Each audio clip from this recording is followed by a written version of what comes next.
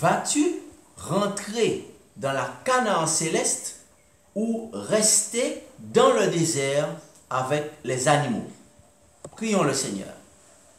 Notre Dieu, notre Père, nous te disons merci de ce que dans ton grand amour, tu es en train de tout faire pour que nous puissions savoir comment entrer dans la Canaan céleste. Veuille, Père éternel, ouvrir notre intelligence par ton Saint-Esprit, au nom de Jésus-Christ. Amen. Nous commençons aujourd'hui une série où le Seigneur veut nous montrer comment faire pour entrer dans la Canaan céleste. Le peuple d'Israël est sorti dans le pays de l'Égypte. Et l'objectif de Dieu, c'était de les faire rentrer dans la Canaan céleste. Quel était l'objectif de Dieu? C'était de les faire rentrer dans la Canaan terrestre, mais également céleste. Mais à cause de leur désobéissance, ils sont morts dans le désert avec les animaux. Ce sont leurs enfants et ceux que Dieu avait choisis qui sont rentrés. Et vous, et nous, allons-nous rentrer dans la Canaan céleste ou rester dans le désert pour mourir avec les animaux? Si tu ne veux pas rester dans le désert et mourir avec les animaux, tu dois savoir que pour Dieu, chaque chose a une signification. Et chaque chose a une leçon à en tirer. Jésus-Christ est à la porte et il est en train de rassembler son peuple. Le petit reste qui va rentrer dans la Canaan céleste. Que représente l'Égypte? Que représente Moïse? Que représente le peuple d'Israël aujourd'hui? Que représente la mer Rouge? Que représentent les Égyptiens? Et pourquoi ce peuple n'est pas rentré? Et ce sont leurs enfants et ceux que Dieu avait choisis qui sont rentrés. Nous sommes dans le monde, mais nous ne faisons pas partie du monde. Le Christ a déclaré quand il était sur terre dans le 17e chapitre de l'évangile de Jean, au verset 16, ces paroles. Ils ne sont pas du monde. Il parlait de ses disciples. Ils ne sont pas du monde. Comme moi, je ne suis pas du monde. Le Christ a déclaré que nous ne sommes pas du monde. Nous ne faisons pas partie du monde. Mais au contraire, nous faisons partie de quelle catégorie? Il dit, sanctifie-les, Jean 17, au verset 17, par ta vérité, ta parole est la vérité. Et je dis gloire à Dieu à cela. Donc Jésus dit que nous ne sommes pas du monde et comme lui n'est pas du monde. Nous faisons partie des saints, des sanctifiés, qui sont sanctifiés par la vérité. Et il dit ta parole est la vérité. Donc, que représente l'Égypte? Les enfants d'Israël ont été esclaves en Égypte pendant plus de 4 siècles. Et tout cela, nous avons dit que si tu veux entrer dans la Canaan céleste, eh bien, tu dois savoir que chaque chose dans cette histoire a une signification. Et de chaque élément de l'histoire du peuple d'Israël, il y a une leçon à tirer. Si tu comprends que chaque chose a une signification et que chaque élément a une leçon à tirer, et tu pourras rentrer dans la Canaan terrestre. Donc, que représente l'Égypte? L'Égypte représente le monde de péché, où Satan nous retenait comme un esclave. Nous étions esclaves du péché, car lorsque nous étions dans le monde, nous pratiquions les œuvres du diable, les œuvres de la chair. Satan était notre maître. Il faisait ce qu'il voulait avec nous. Nous étions livrés à Satan. C'est la chair qui nous conduisait, c'est le moi qui nous conduisait. Donc, cela est écrit dans la lettre de Paul aux Éphésiens, au chapitre 2, et le verset 1 à 4. Alors, nous lisons. « Vous étiez morts par vos offenses et par vos péchés, dans lesquels vous marchiez autrefois selon le train de ce monde. » Donc, on marchait selon le train de ce monde. Aujourd'hui, au 21e siècle, on dirait on marchait selon le train-train de ce monde. C'est-à-dire selon les habitudes de ce monde, selon les comportements de ce monde, ce que l'on appelle le monde, ce dans lequel Jésus dit que ses disciples ne sont pas. Il vient de dire, nous sommes dans le monde, mais nous ne faisons pas partie du monde. Jésus l'a dit dans Jean chapitre 17, il a dit lorsqu'il faisait la prière à son Père. Donc il dit, la Bible dit, vous marchiez autrefois selon le train de ce monde, ou selon le train-train, on dirait au XXe siècle, de ce monde, selon le prince de la puissance de l'air et de l'esprit qui agit maintenant dans les fils de la rébellion. Éphésiens 1, Éphésiens 2, verset 3. Nous tous aussi, nous étions de leur nombre, et nous vivions autrefois selon les convoitises de notre chair, accomplissant les volontés de la chair et de nos pensées. Et nous étions par nature des enfants de colère, comme les autres. Mais Dieu qui est riche en miséricorde à cause du grand amour dont il nous a aimés, etc. Alors, Dieu, nous qui étions morts à nos offenses, nous a rendus à la vie avec Christ. Alléluia. Donc, qu'est-ce qui s'est passé? Nous étions dans le monde, nous marchions selon le trait de ce monde et nous étions des esclaves de Satan, puisque à partir du moment que nous sommes dans le monde, que nous ne sommes pas des disciples du Christ, nous sommes des esclaves. Et quand le Christ avait dit cela à ses contemporains, comment avait-il réagi? Jean chapitre 8 et au verset 33. Jésus a dit, verset 32, « Vous connaîtrez la vérité, et la vérité vous rendra libre, vous affranchira. » Verset 33. Les Juifs lui répondirent, « Nous sommes la postérité, nous sommes les descendants d'Abraham, et nous ne fûmes jamais esclaves de personne. Comment dis-tu, vous deviendrez libres » Jésus répond au verset 34, Jean 8, 34, « En vérité, je vous le dis, leur répliqua Jésus, quiconque se livre au péché est esclave du péché. Or, l'esclave ne demeure pas toujours dans la maison, le Fils y demeure toujours. » Jésus déclare que celui qui n'est pas libéré par Jésus-Christ, ça veut dire qu'il n'a pas accepté l'amour de Jésus-Christ pour lui et sa mort sur la croix, il est un esclave du péché. Même s'il ne marche pas avec des chaînes dans la ville, même s'il ne marche pas avec des fers aux pieds, mais il est un esclave du péché, il est un addict de toute espèce d'addiction. La violence est une addiction. Et oui, l'une des addictions, c'est la violence. Il y a des gens qui ne peuvent pas s'empêcher de réagir violemment au stress, à ce qui leur arrive, parce qu'ils ne sont pas libérés par Jésus-Christ.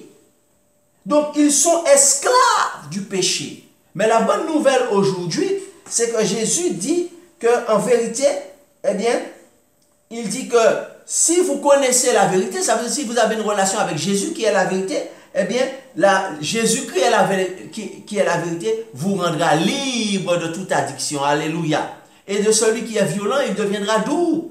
Il deviendra doux, puisque Jésus a dit dans les béatitudes, eh bien, heureux les doux, car ils hériteront la terre. Les débonnaires, ça veut dire les doux. Jésus te rend doux, mais une douceur intelligente, pas une douceur de quelqu'un qui est qu'on maltraite, pas du tout. C'est quelqu'un qui sait se maîtriser, qui sait maîtriser sa colère, qui sait maîtriser ses frustrations. C'est-à-dire un homme sage, une femme sage, un disciple de Jésus-Christ. Alléluia. Donc, par conséquent, nous étions autrefois selon le trait de ce monde, n'est-ce pas, contrôlés par le prince de la puissance de l'air, qui est Satan. Mais au moment fixé, Dieu, dans son grand amour, parce qu'il nous a aimés, il n'a pas fait des créatures pour être à vie esclaves de Satan. Jésus n'a pas fait de nous des créatures, mais Jésus a voulu faire de nous des enfants de Dieu. Alléluia. En réalité, Jésus n'a pas fait des créatures qui devaient être esclaves de Satan à vie. En fait, il a envoyé un Moïse. On a dit que chaque élément a sa signification. Et si on veut rentrer dans la Canaan céleste, on doit connaître la signification de chaque chose et la leçon qu'il y a à en tirer. Pour ne pas tomber dans le piège dans lequel sont tombés les enfants d'Abraham, les Israélites dans le désert et qui ne sont pas entrés. N'est-ce pas? Nous n'allons pas rentrer dans les textes. Il y a beaucoup de textes dans Torah, dans l'Ancien Testament, qui montrent que les enfants d'Israël ne sont pas entrés à l'époque de Moïse. Ce sont leurs enfants qui sont entrés. Donc qu'on représente, alors, en réalité, parce qu'il nous aime, il a envoyé un Moïse dans notre vie qui a prêché et à l'aide du Saint-Esprit qui nous a fait quitter l'Égypte. Alléluia. En vue de nous faire rentrer dans la Canaan céleste. Gloire à Dieu. Donc, que représente Moïse? Que représente Moïse? Moïse représente les pasteurs, les hommes de Dieu, les serviteurs et les servantes de Dieu, qui t'ont donné l'évangile, qui t'escortent chaque jour. Dieu a placé dans ta vie, dans la vie de chaque chrétien, un Moïse pour l'aider à progresser spirituellement avec l'aide du Saint-Esprit afin de rentrer dans la Canaan céleste. N'est-ce pas? Alors, il y a un texte dans la Bible il y en a plusieurs, mais nous allons en lire un seul, Éphésiens chapitre 4. Nous allons lire que Dieu a donné des Moïse dans ta vie. Alors, Éphésiens 4 au verset 8, on dit, c'est pourquoi étant monté, alors il s'agit de Jésus, bien sûr, étant monté en haut, il a amené des captifs et il a fait des dons aux hommes. Jésus a fait des dons aux hommes. Chaque don spirituel a son importance. Au verset 11, il a donné les uns comme apôtres, il a donné les autres comme prophètes, il a donné les autres comme évangélistes, ça veut dire prédicateurs, les autres comme pasteurs et docteurs, pour le perfectionnement des saints. Non pas pour le perfectionnement du monde. Le monde reste le monde, mais Dieu appelle le monde à quitter le monde et à devenir un saint. Pour le perfectionnement de qui? Il ne dit pas pour le perfectionnement de n'importe qui, il dit des saints. Éphésiens 4 et le verset 12. En vue de l'œuvre du ministère et de l'édification du corps de Christ, jusqu'à ce que nous soyons tous parvenus à l'unité de la foi et de la connaissance du Fils de Dieu, à l'état d'homme mûr, fait à la mesure de la stature parfaite de Christ, et afin que nous ne soyons plus des enfants spirituellement, flottant et emportés à tout vent de doctrine par la tromperie des hommes et par les ruses et les moyens de séduction, mais que professant la vérité dans la charité, nous croissions à tous égards en celui qui est le chef, Christ. Alléluia.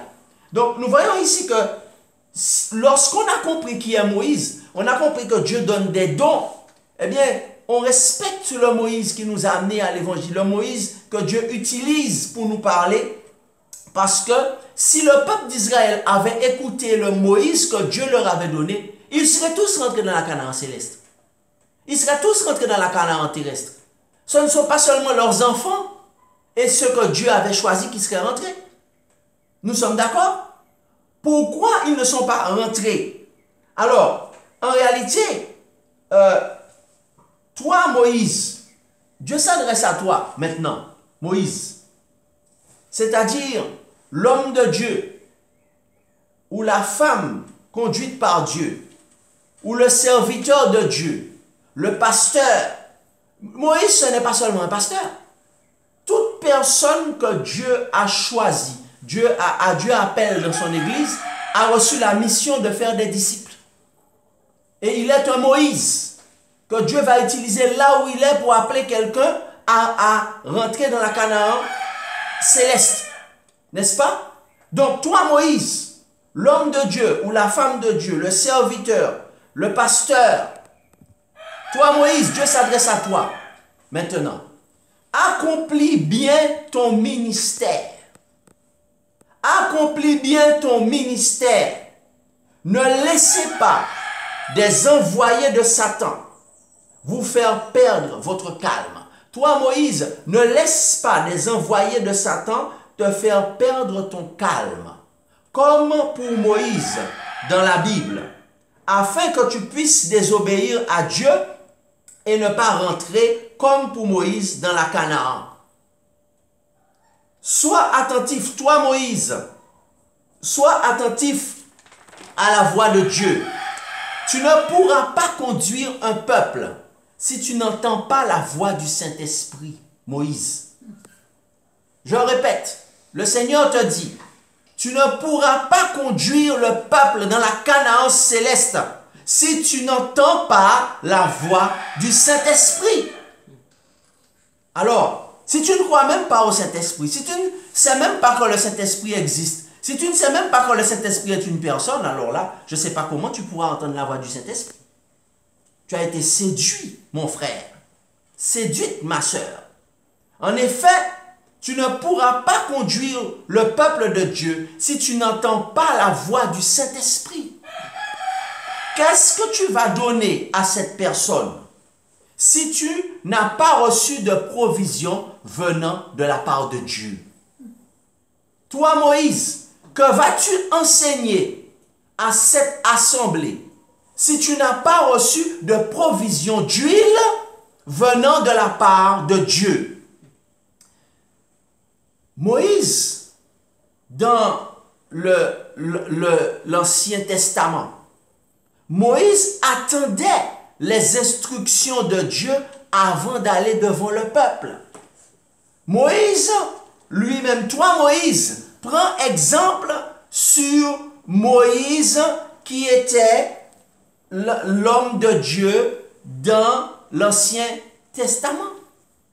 Moïse n'allait pas devant le peuple de Dieu sans avoir reçu l'instruction de la part de Dieu. Alors, où trouvons-nous cela? Dans Deutéronome chapitre 1, nous avons considéré 4 chapitres.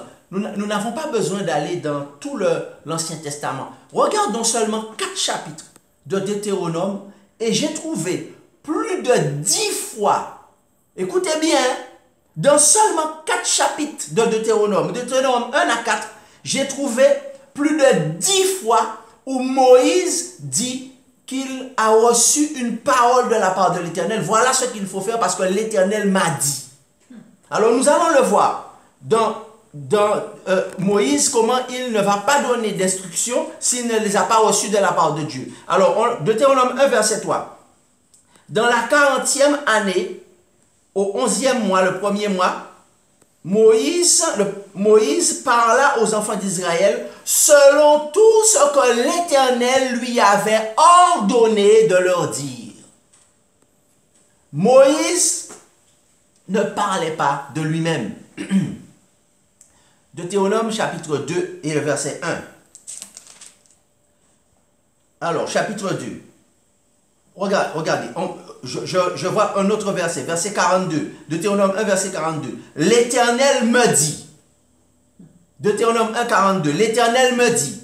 Dis-leur, ne montez pas et ne combattez pas, car je ne suis pas au milieu de vous. Ne vous faites pas battre par vos ennemis. Je vous parlerai.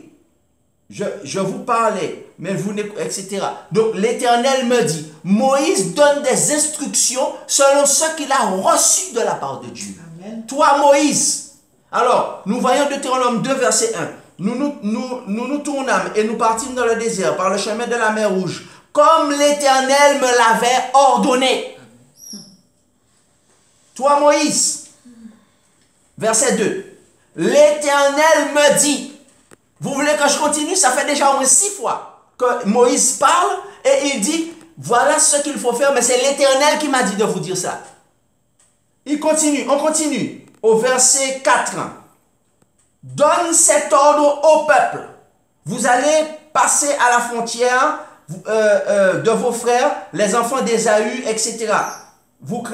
Ils vous craindront, etc. Mais soyez sur vos gardes. L'Éternel leur dit exactement ce qui va se passer. L'Éternel parle à Moïse et Moïse leur dit, voilà ce que l'Éternel dit. Verset 4. Deutéronome 2, verset 4. Donne cet ordre au peuple. Vous allez passer à la frontière, etc. Alors, nous l'avons dit. Au verset 5. Ne les attaquez pas. L'Éternel dit, ne les attaquez pas, car je vous donnerai leur pays, etc. Au verset 9. L'Éternel me dit, n'attaquez pas Moab. Vous voyez le nombre de fois où Moïse vient rapporter ce que l'Éternel lui dit. Alors, Deutéronome 2, verset 17. L'Éternel me parla et dit, tu passeras aujourd'hui la frontière. L'Éternel lui dit quand est-ce qu'il faut passer la frontière. Il ne sait pas comment passer la frontière. Il n'a pas de pierre pour passer la frontière. Il n'a pas de force pour passer la frontière. Non, il ne passe pas la frontière tant que l'Éternel ne lui a pas dit, c'est aujourd'hui que tu passes la frontière avec le peuple. Voilà comment Moïse procédait. On peut continuer? Alors, on va lire Deutéronome chapitre 3 et le verset 2. L'Éternel me dit, ne les crains point, car je les livre entre tes mains, et tout son peuple et son pays, tu les traiteras comme tu as traité Sion, roi des Amoréens, etc., etc. Alors, ça c'est verset 2. Alors, Deutéronome chapitre 3, verset 26. On continue comment Moïse procédait avec le peuple. Verset 26. Alors, mais l'Éternel s'irrita contre moi à cause de vous. L'Éternel me dit, c'est assez. Ne me parle plus de cette affaire. L'Éternel lui dit. Ensuite, on continue. Verset 29 de Deutéronome 3. L'Éternel lui dit, donne des ordres à Josué. L'Éternel lui dit, tu vas aller dans le peuple et tu vas choisir un jeune qui s'appelle Josué et il va te remplacer. Il va travailler avec toi pour l'instant, mais c'est lui qui sera ton successeur. L'Éternel te dit qui sera ton successeur. L'Éternel te dit qui va travailler avec toi. Comme tu choisis toi-même les gens qui travaillent avec toi, Moïse? Moïse, c'est toi qui choisis les gens qui travaillent avec toi? C'est un groupe de personnes qui choisit les gens qui travaillent avec toi? Ou c'est l'Éternel qui doit te dire qui travaille avec toi? Ici, c'est l'Éternel qui dit à Moïse qui va travailler avec lui. Et l'Éternel lui dit, va choisir Josué. Fortifie-le et affermis-le, car c'est lui qui marchera devant ce peuple et qui le mettra en possession du pays que tu verras. Alors, lorsque quelqu'un doit diriger le peuple de Dieu, c'est un groupe de personnes qui le choisit? Ou bien la personne vient elle-même, elle dit, j'ai été choisi pour diriger le peuple de Dieu. Prenez-moi, c'est moi que j'ai été choisi. Et puis on le prend, on le forme pour diriger le peuple de Dieu. Ou bien c'est l'Éternel qui dit à Moïse, va prendre telle personne. L'Éternel peut choisir, peut te dire, voici c'est telle personne que j'ai choisie. C'est lui qui va diriger le peuple. Mais est-ce que tu fais cela? Est-ce que tu marches dans les pas de Moïse, le serviteur de Dieu? Alors nous sommes dans Deutéronome 4, verset 2. Voilà ce que l'Éternel dit, verset 1er. Maintenant, Israël, écoute les lois et les ordonnances que je vous enseigne. Mettez-les en pratique afin que vous viviez, que vous entriez en possession du pays que vous donne l'Éternel, le Dieu de vos pères. Verset 2. Voilà ce que dit Moïse. Vous n'ajouterez rien à ce que je vous ai prescrit. Moïse dit, et vous n'en retrancherez rien, mais vous observerez les commandements de l'Éternel, votre Dieu, tels que je vous les ai prescrits. Moïse dit, tout ce que je vais vous dire, lorsque quelqu'un, c'est un Moïse, il donne des instructions de la part de Dieu. Il dit, tu ne vas rien ajouter, tu ne vas rien retrancher. Pourquoi? Parce que cela vient de Dieu. Sinon, tu ne vas pas rentrer dans la Canaan. Tu ne vas pas rentrer, ça ne vient pas de moi, ça vient de Dieu. Retranche, ajoute, tu vas voir si tu vas rentrer. Voilà ce que dit Moïse au verset au verset 8, il dit, vous les observerez et vous les mettrez en pratique, car ce sera là votre sagesse et votre intelligence aux yeux des peuples qui entendront parler de toutes ces lois et qui diront, cette grande nation est un peuple absolument sage et intelligent. Quelle est en effet la grande nation qui a des dieux aussi proches que l'Éternel, votre Dieu, votre Dieu l'est de nous toutes les fois que nous l'invoquons.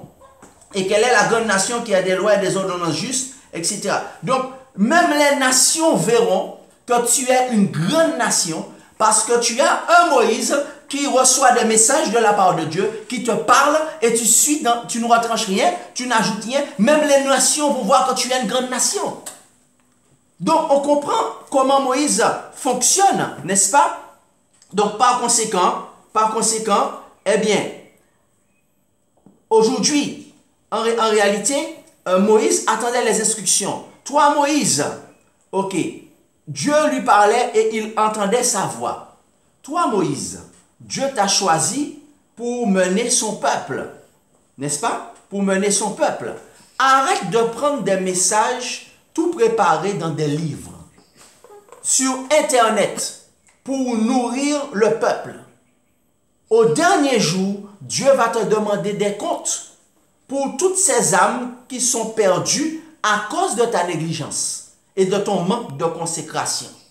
Toi, Moïse, l'homme de Dieu, tu dois être constamment en prière et consacré à Dieu et d'attendre dans la prière la provision, la parole que le Saint-Esprit de Dieu va te donner pour son peuple.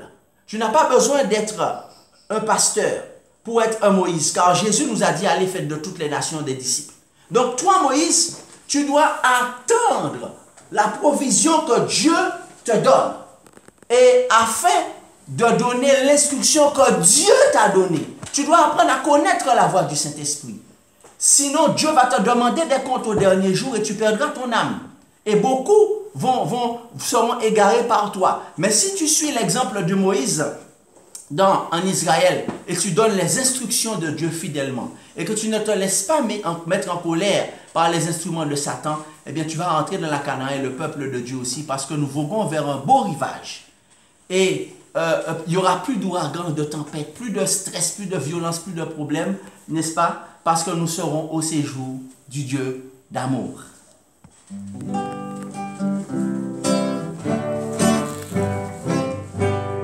Nous voguons vers un beau rivage que Jésus nous prépara. Nous ne craignons aucun naufrage, sa grâce nous conduira. Viens avec nous, la voile est prête. Frère, viens que rien ne t'arrête. Plus d'ouragan, de tempête, au séjour du Dieu d'amour. Plus d'ouragan, de tempête, au séjour du Dieu d'amour. Pour notre céleste patrie, voici l'heure du départ.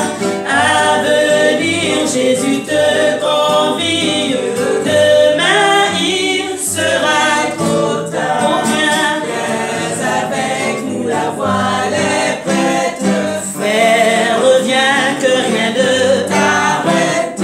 Plus d'ouragan, de tempête, au séjour du Dieu d'amour. Plus d'ouragan, de tempête, au séjour du Dieu d'amour. Devant nous de la cité sainte, bientôt va s'ouvrir le port de nos cœurs bannissant la crainte, chantons dans un saint transport.